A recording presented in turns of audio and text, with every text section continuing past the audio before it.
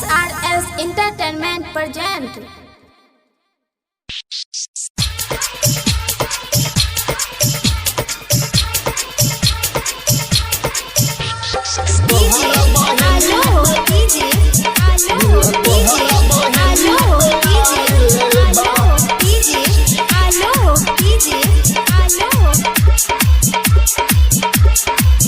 हमके रहल न जाता ये भौजी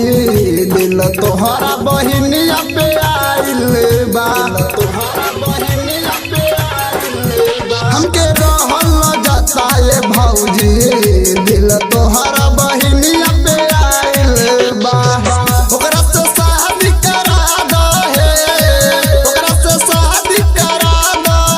हमरा दोनों के बीच में भइल बा हमके रहल न जाता ये भौजी दिल तोहरा बहिनिया पे आइल बा तोहरा बहिनिया पे आइल बा हमके रहल न जाता ये भौजी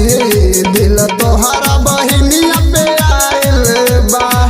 ओकरा से शादी करा दे ओकरा से शादी करा दे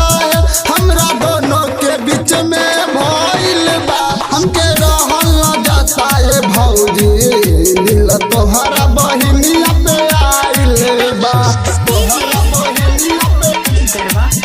दिल तोहरा बहिनिया पे आइल बा एक बार फोन लगाब हे हमारा के बतियाबे द मन नहीं त मानता देखी का ओकर सूरत है देखी का ओकर सूरत है चढ़ते जवानी काहे है भौजी हमरा तरपावेलू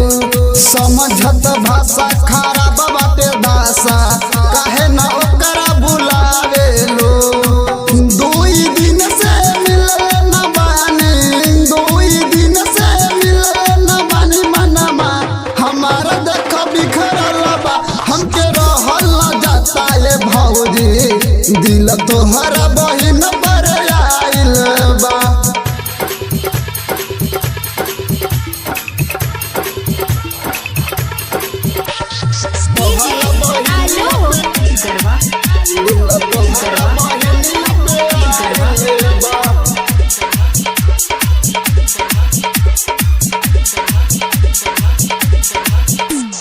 कौन कसुरवा होइले भौजी डटल बारू एक हद पर मिली न जब ओकरा से ए भौजी मन न लागे पलंग पर मन न लागे पलंग पर तोहरा बहिन के बिना ए भौजी देखे न तनका फेस है ऐसे न रह कुछो त कर भैया गइल परदेश है देख न नहीं ना रोबत काहे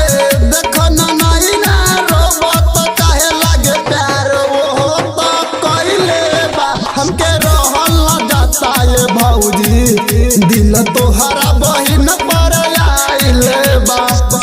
हमके रहल न जाता ये भौजी दिल तोहरा बहिनिया पे आइल बा तोहरा बहिनिया पे आइल हमके रहल न जाता ये भौजी